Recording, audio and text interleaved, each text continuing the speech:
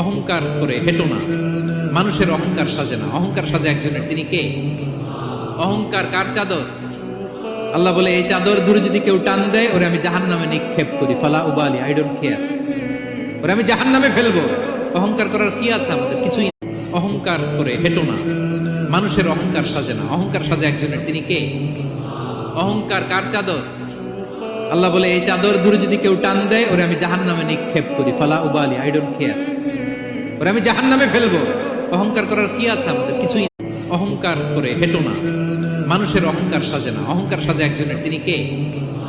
অহংকার কার চাদর?